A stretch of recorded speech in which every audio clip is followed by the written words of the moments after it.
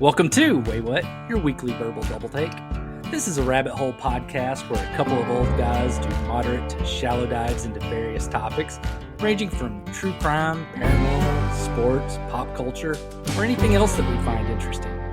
We drop episodes every Tuesday, and then on Fridays if we feel like it. You can follow us on Facebook, X, TikTok, and Instagram. We appreciate you joining us. And now that we got all this self-promotion stuff out of the way, here. Yep, it's that time again for your weekly verbal double take. My name is Jason, and today I am the lucky son of a gun that gets to bring you another topic that made me say, wait, what? Joining me wondering, since there are horseshoes, are there any horse socks? Is Darrell. There actually are horse socks. Yeah, that's a great joke. Not really. But the thing that used to baffle my mind is how do wild horses exist without horseshoes? Because I mean, we're like, what the hell? We always shoe our horses, and I actually looked it up because have you ever seen a domesticated horse that doesn't get horseshoes? Yeah, their feet are all mangled. Yeah, well, yeah, the hooves overgrow because hooves are basically like their nails. Toenails, yeah. Yeah. So in the wild, they're not always on stable terrain. They walk over rocks and everything over there. So just wear and tear keeps it reasonable for them. So I was like, oh, that's interesting. I mean, watching horses get shod is pretty cool. Or shoed. I don't know which is. I think it's shod. I don't know. It reminds me of that part on Kingpin when he was asked to reshoe Buttercup, that big ass horse. Cuts off the whole feet. Mm-hmm. Yeah. He was not very. He didn't understand country life all that well. No, and he milked a bull. Yeah. He had his milk mustache. Yeah. We don't have a cow. We have a bull, though. That's a top 5 comedy. Yeah, I would agree with that. All right. Well, throughout our friendship, Darrell and I have done many things together. There are plenty of stories. Some have been told during this very show. Some will never see the light of day. Some stories are funny. Some stories are funnier. Some stories are sad. Then there are other stories that I can't even defend what we were even doing. We have done some stupid ass shit. One could say we were lucky. Yeah, like I'd agree with that. Yeah, we got lucky several times. Yeah. Like I said, we have done many things together. One of my favorite things we do is gamble. We have traveled to Las Vegas and Laughlin, Nevada. We have traveled to New Orleans and Shreveport, Louisiana, and Oklahoma, which has several casinos on many occasions. We play slots, roulette, and our favorite is craps. We have even played a couple of Texas Hold'em tournaments. Yeah, I'm kind of halfway trying to think if I want to get back into poker or not. It's getting big again. They're having poker houses all show up everywhere. Well, I mean, the Choctaw poker room sucks. I mean, there's hardly anybody there, but WinStar has a pretty consistent crowd. The only thing that ever kept me from it, I never really cared about the popularity. My thing is cards went so dry on me for so long. I mean, and I get it. You're going to have days where your luck's higher and lower, and you still make things happen. Believe me, I used to play poker about 4 times a week for about a year and a half.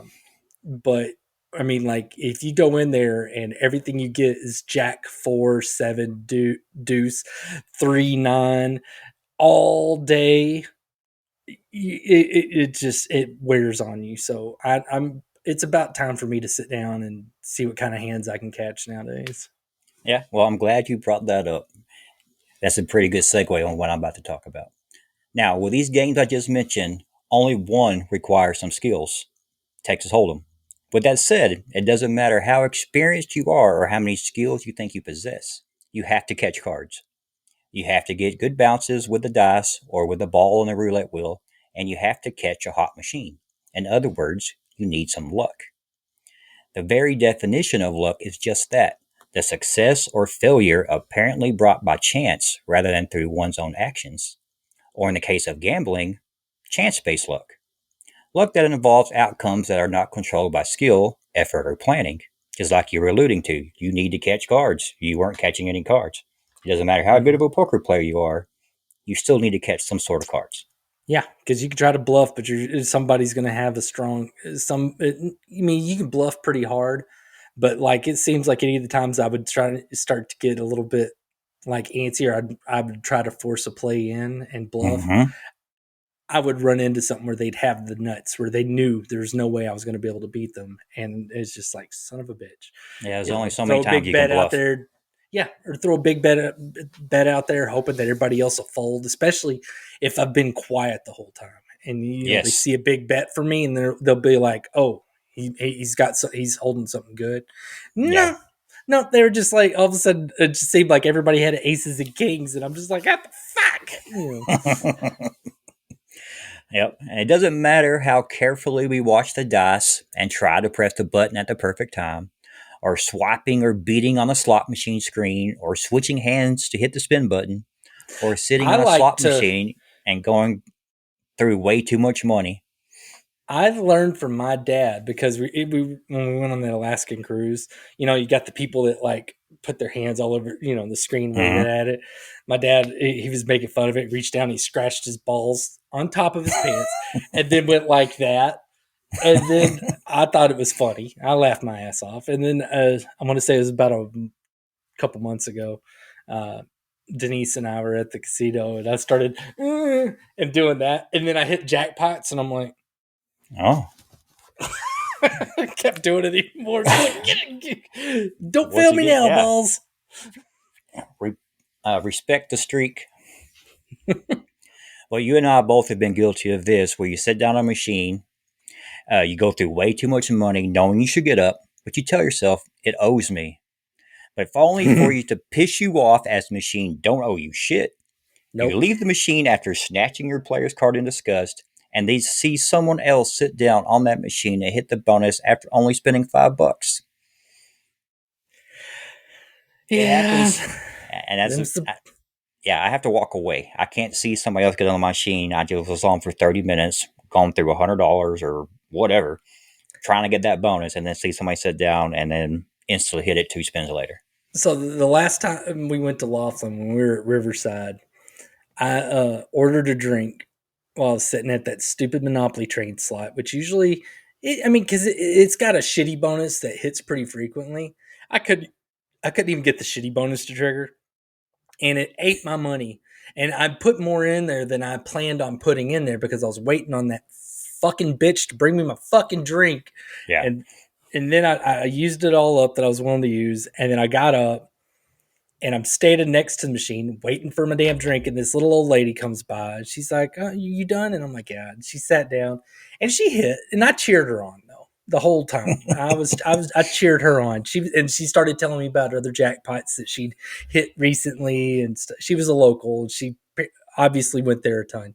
So yeah, it sucks, but I try to stay positive because I don't want the bad karma to come around and like, you know, put its finger in my butthole because I give somebody stink eye for getting the jackpot that I was Mm-hmm. chasing.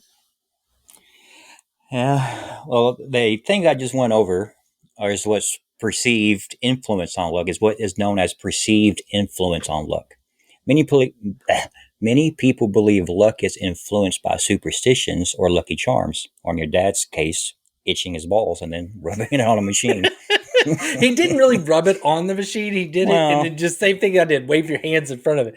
So the essence of balls. the essence of balls. Yes.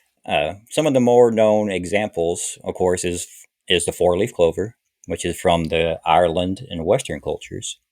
It's lucky because each leaf represents hope, faith, love, and luck. And what makes it special is only 1 in 5,000 clovers have actually four leaves. Most of them just have three. Uh, Um, how many times did you spend on the playground looking for four-leaf clovers? I did at my granny's because they had a bunch of clover patches, and me, Mm-hmm. me and Marcus found a few of them over That's the pretty cool, years. though. I Yeah, never it was found one cool, out in but the open. it, if I knew that it stood for something so gay, if I knew it was like the live, laugh, and love of superstitions, I wouldn't have done it. Mm. But now that it's like hope and faith and reach arounds, no, I don't care. Another popular one is what we alluded to earlier was horseshoe. That's originated here in North America and Europe. It's lucky because iron was believed to ward off evil spirits.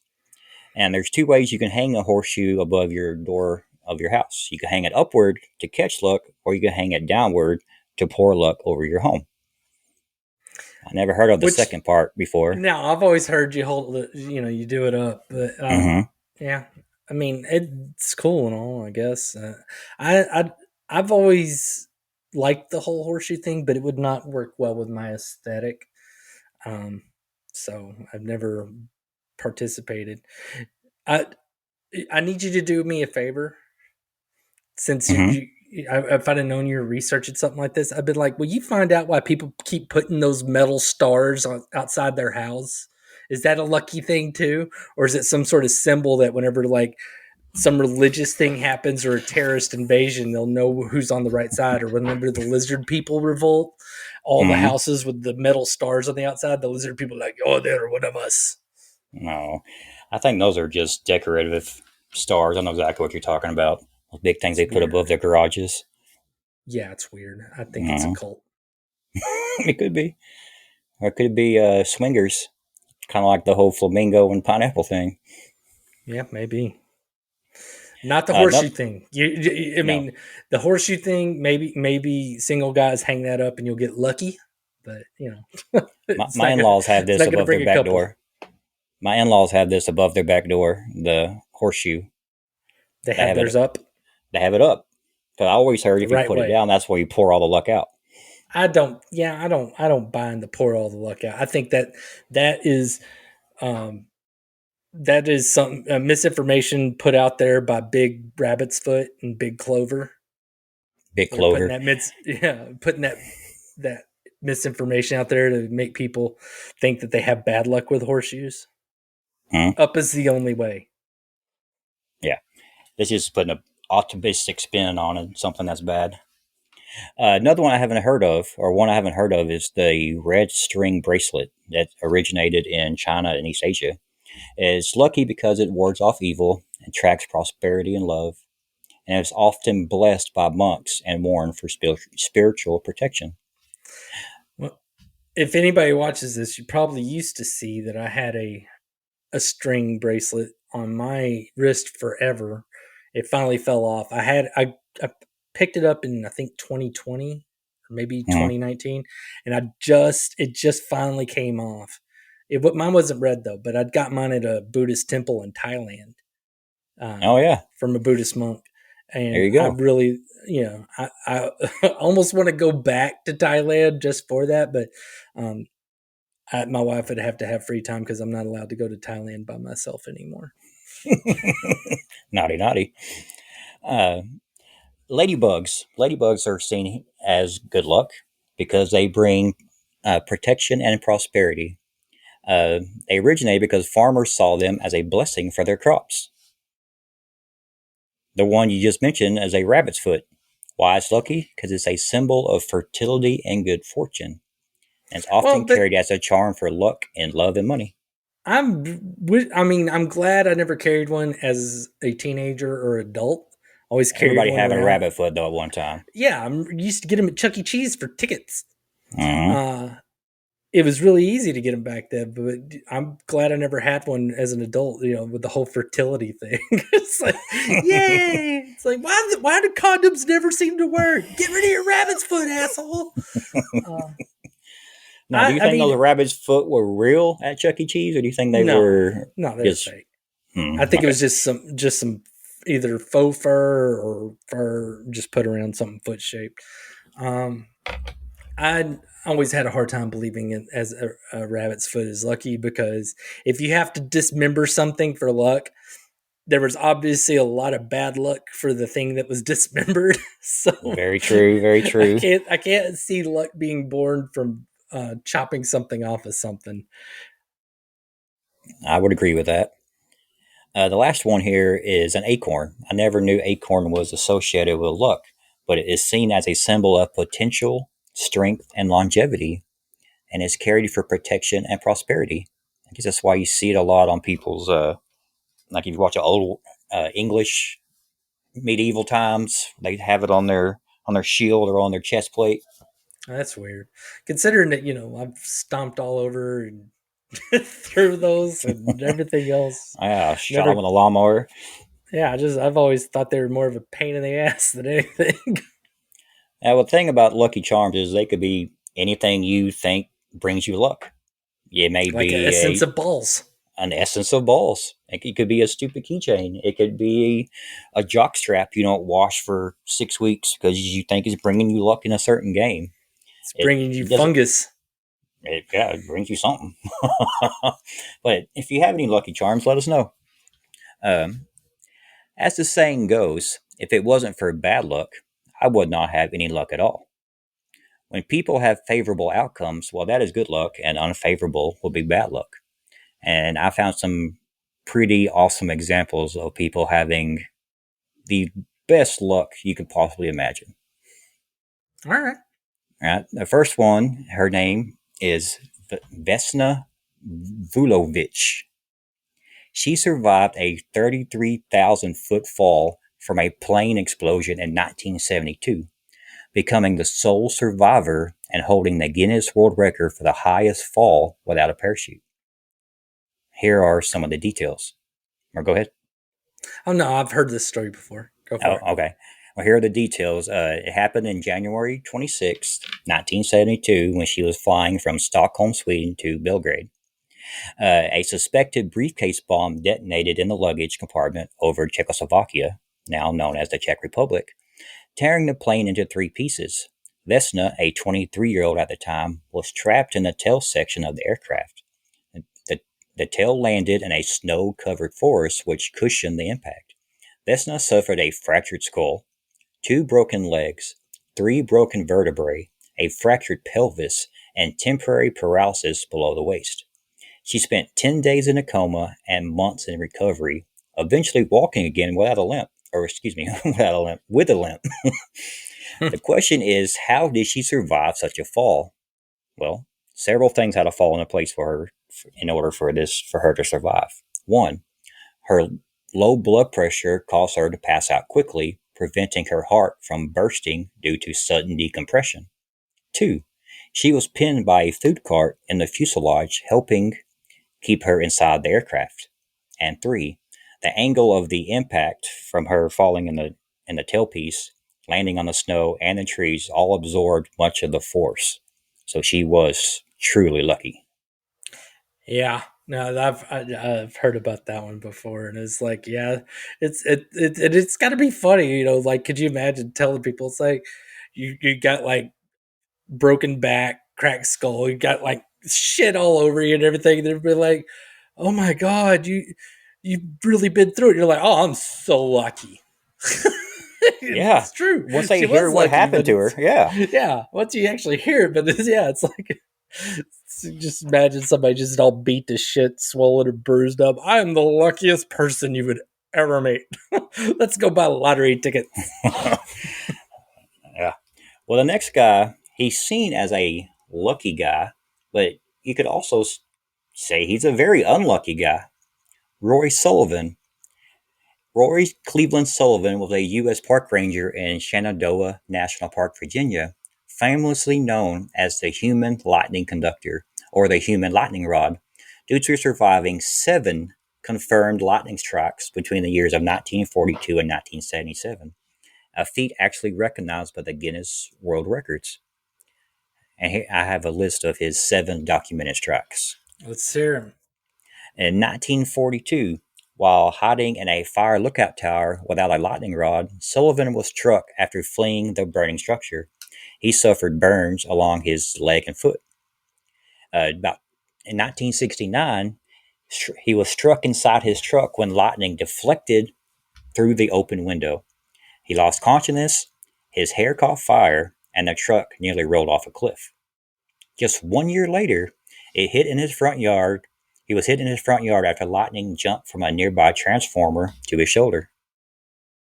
2 years later, he was struck again inside a ranger station. His hair caught fire again. One more year later, while patrolling, he saw a storm cloud and tried to outrun it. Lightning struck him after he exited his vehicle. I'm telling You're you. sorry. All I can think of is that movie, The Day After Tomorrow, when they're all running from global warming. Mm-hmm. They're like, ah, and it's all like freezing behind them. I can just picture this poor guy, it's like a storm cloud behind him. He's, ah! After this point, where he sees a storm coming, like shit, he has to outrun it. He's going to get struck by lightning. Yeah. 1976, struck while walking in the park. Once again, his hair got burned and he injured his ankle.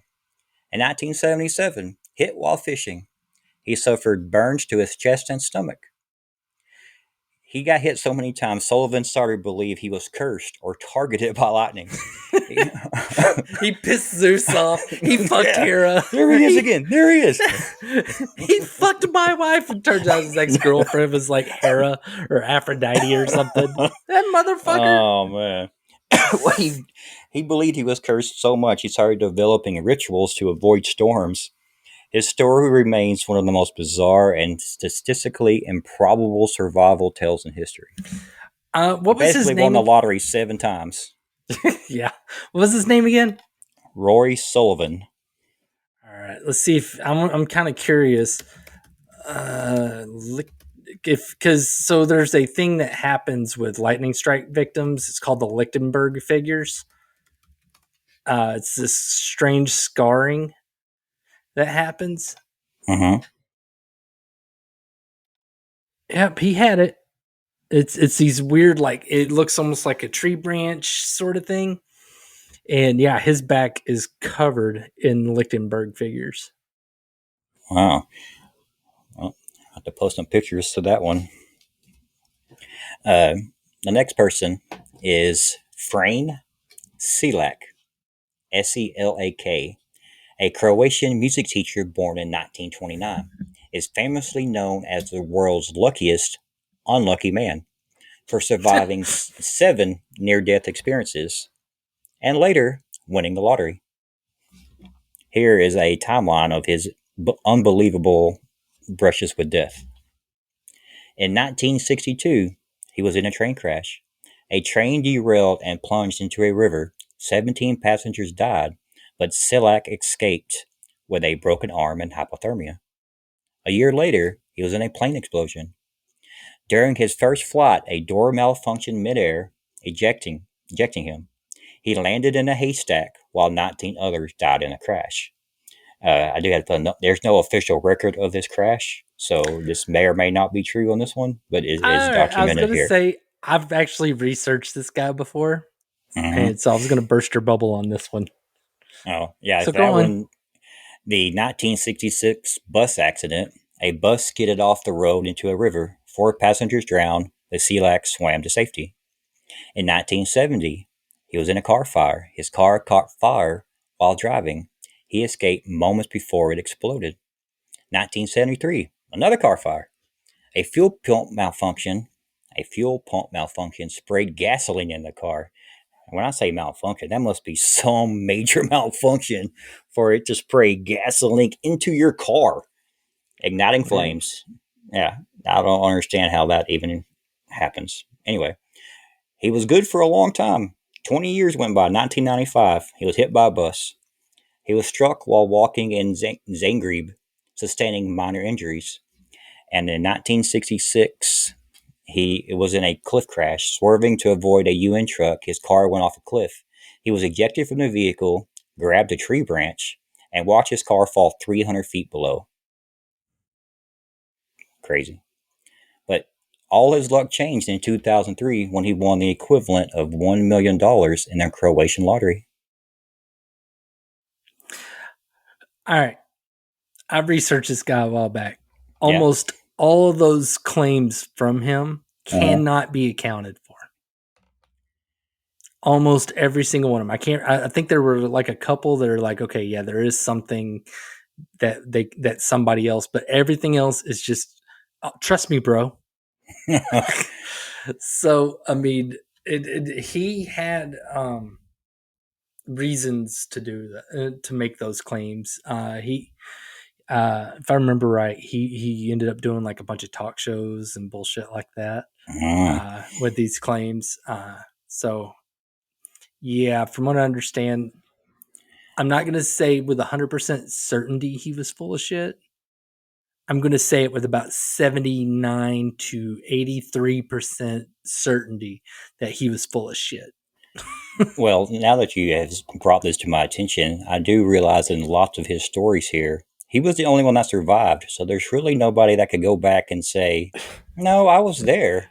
That didn't happen that way." Yeah, I mean, could you imagine? He probably had like a burnt leaf fall on his car, and he's like running from it in slow motion and jumping from the explosion. He's like, "I almost died." Yeah, it was a little ember turned into a whole car He's, fire. I got hit by a bus, and it's like, how'd that happen? Well, you know how whenever they stop and they go into gear, it rolls back a little bit. Well, it bumped me in my hip. Anyway. It's Actually, funny I that think I think the him getting hit by a bus was actually one of the things that was documented. I think, but for the most part, there was nothing really corroborating his most of his stories. yeah. Well, his story, what I just told, had actually been featured in Ripley's Believe It or Not. So, believe it or don't. Ripley's Believe It or Not is the National Enquirer Mm, of museums. I that's mean, what I mean. Believe it or don't. Yeah. I enjoy going there, but I mean, seriously, I mean, I go there always kind of wondering if I'm going to see Bat Boy or Elvis or, uh, the man with three buttholes, whatever the case may be. Ooh, three buttholes. Yeah, Is there really a person with three buttholes? probably. I don't know. I mean, England was just trying to make it legal not that long ago for first cousins to marry. So if we don't have somebody with three buttholes yet, give it a few generations. Oh, yeah. Since I mentioned some of the luckiest people, or what perceived luckiest people in the world, how about some of the unluckiest people in the world? These individuals face bizarre misfortunes or missed out on life changing opportunities. I have a few of them here. I'm not in as much detail as I went into with the lucky people. The first one is Costas Mitsotakis. Mitsotakis. The only person in a Spanish village who didn't buy a ticket for a $950 million lottery that was all shared by all his neighbors. Only person who didn't do it. His name sounds Greek. So I was kind of shocked to hear in Spain, but no, that's hilarious. I mean, it sucks to suck, but what are you gonna do? Yeah, it's like that person in your office pool who doesn't buy the lottery ticket and everybody else wins it, and they're the only ones showing up to work on Monday. I was gonna say that I've been in some of those office pools, and we never won Oh. ever. Another one, Henry Gunther, the last American soldier killed in World War One. I don't know how they can verify this, but they say he was killed just 1 minute before the armistice took effect. Yeah, it seems like it would be a hard thing to peg down. Be like, hey, they signed it. What? No, no. I mean, I figure if anything, I mean, is it labeled a combat death? Because I mean, it could have been Yeah, an accident. Oh, it is a combat death. yeah, So I don't know. I guess somebody somewhere. I mean, if anything, I'm sure it's whatever they wrote as the time of death on their death certificate, and they're basing it on that. very. Okay, that could be it. It could. I mean, he could have been dead for a whole 2 minutes before armistice. Yeah, You yeah. never know. Never know. Uh, Yong Kyung Yong. I think I got that one pretty good. A Korean soldier who was forced to fight for three different armies during World War II and was captured each time. When he was fighting for the Japanese, Soviet, or the German, he was captured all three times. Yeah, all So, three of those were armies that would make you fight for them. Especially, I mean, that mhm, happened to poor Koreans quite a bit. So, yeah. Ronald Wayne, you may have heard of him, was a co-founder of Apple who sold his 10% stake for $800. ouch. Today that stake would be worth over $200 billion. I mean, so I have a what's that shit called? A crypto. I have a crypto wallet that I lost the password for. I Uh-oh. cannot find it. I cannot reset it. It is gone. And every now and then, I mean, I look at some of the stuff and I'm like, oh, thank God, everything I had any money in tanked. Just thank God. Because I mean, if it turned out that I threw away a fortune, I'd lose my mind. But yeah, it just I lost. I had the password stuff written down, and it did not survive the move. And I thought I had like a digital backup, but I did not. Oh no. Why can't you get the password reset? It's not that. I mean, because that's not how crypto works. Oh. Especially once you put it into a wallet. Whenever if I hadn't have put it into a digital wallet, um, it would have just been a matter of just signing into the investment company that I purchased it through. Mm-hmm. Uh, but I put it in a digital wallet, and that was a mistake. Oh no. It was like, hey, do this, and you get like you would get some free crypto with it, and I did that, and I regret it. All the regrets. Yeah. Well, I hope you find the password one day, and I hope it's sitting there just getting bigger as we speak, balance wise. Uh, I'm going to bring up this next one. I should have done a better job on researching this one, but here's the claim. Henry Ziegland, Ziegland, Ziegland, survived a bullet meant for him, only to be killed 20 years later when the same bullet was dislodged from a tree when it was blown up by dynamite. I I I, mean, I doubt it. It's a yeah, great story, but yeah, it's unlikely. I mean, but I yeah, mean, there are weird things that happen in the world. I mean, so it could be true. could be Uh, true. I mean, it's all funny because this whole time I was that you've been doing this episode, all I could think of is that Martin Short movie, Pure Luck. Did you ever see that? Mm-mm. All right, I just so I don't recall it. it's Martin Short and Danny Glover. They made it in the early '90s, and Danny Glover is like a detective that's hired to go retrieve this lost woman out of somewhere in South America or Central America, and they have him partner up with Martin Short because this woman is incredibly unlucky, and bad things always seem to happen around her. And they think if they put somebody like that with Danny Glover, it'll help them stumble into the right direction of her path and finding her. Mm-hmm. And Martin Short plays this incredibly unlucky guy. And it always makes me laugh because there's like he's been struck by lightning 7 times. And they're like, okay, that's pretty bad, but it's not possible. And they're like, once while in a movie theater.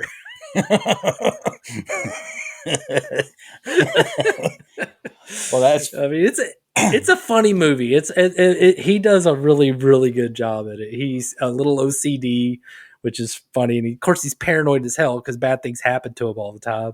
And at one point, he gets stung by a bee, and he's like, "I'm deathly allergic to bees." And then they're like, "Oh, I'm fine." And then it shows him later, and the guy looks back, talk to him, and he's like, his whole body's swollen up. He's in like a giant fat suit, and he's like, "Do you feel okay?" "Oh, I'm fine. How are you?" Pretty good. And the last one is once again another good segue about getting struck by lightning inside a building, as Anne Hodges is the only person in history to be struck by a meteorite while inside her home. Really, I'm surprised she'd be the only one, but did she survive? She survived. Okay, just sometimes you don't. Just figured I'd ask. It's still weird though, I thinking mean, something could just it's. come through your roof and hit you. I thought you were going to talk about like being struck by lightning inside because I used to always laugh at people saying, "Hey, don't take a shower while there's a thunderstorm because you could, get shot." Uh, you can.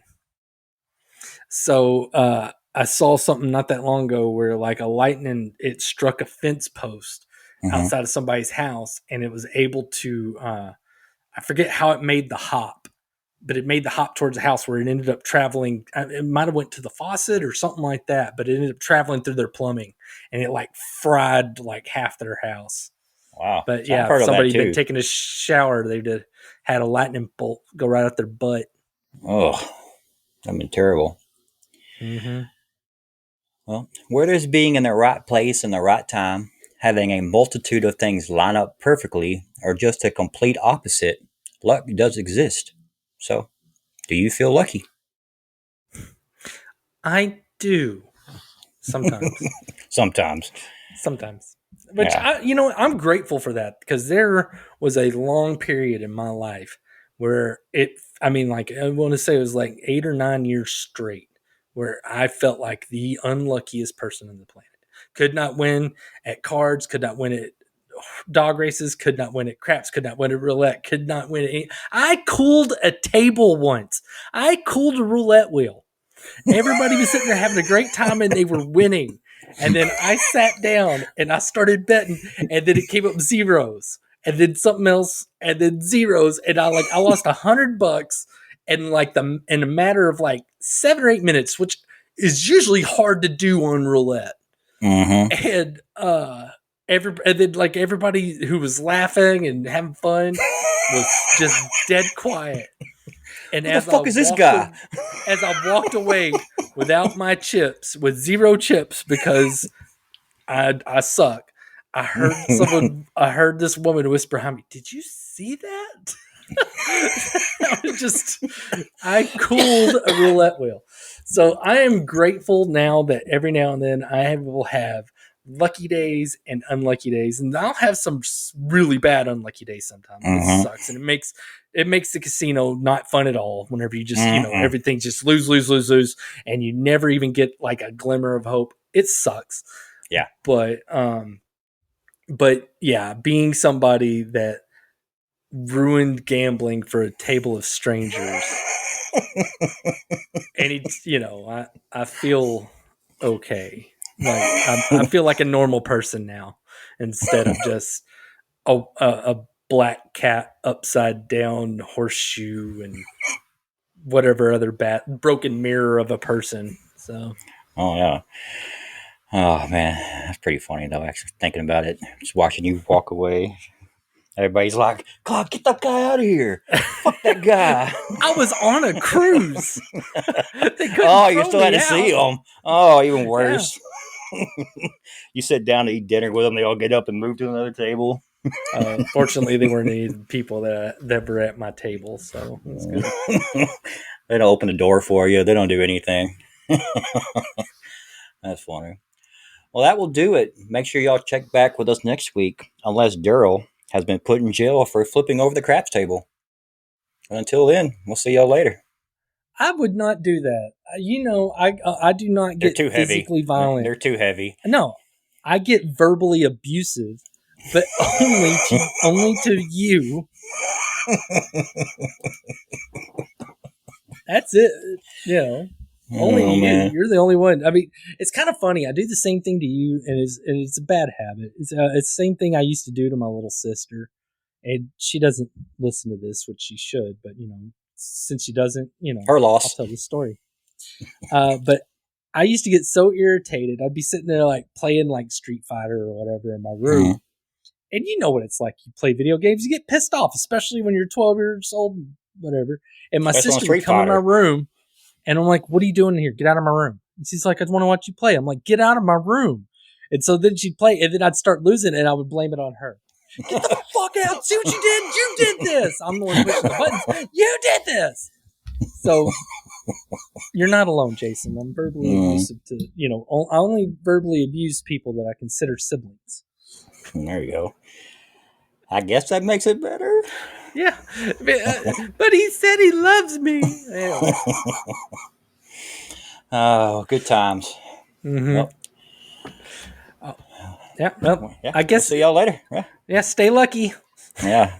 Bye. Later. Thank you for joining us for this episode of Wait What? This show's available on YouTube, GoodPods, Spotify, Apple Podcasts, and pretty much anywhere you listen to podcasts. We love to hear from you. Please comment on what you just listened to, pass along episode ideas, or just talk to us at Wait What Podcast in our Facebook group or on TikTok, Instagram, or X. Again, we really appreciate you joining us. Come back again to hear about some stuff that will make you say, "Wait, what?"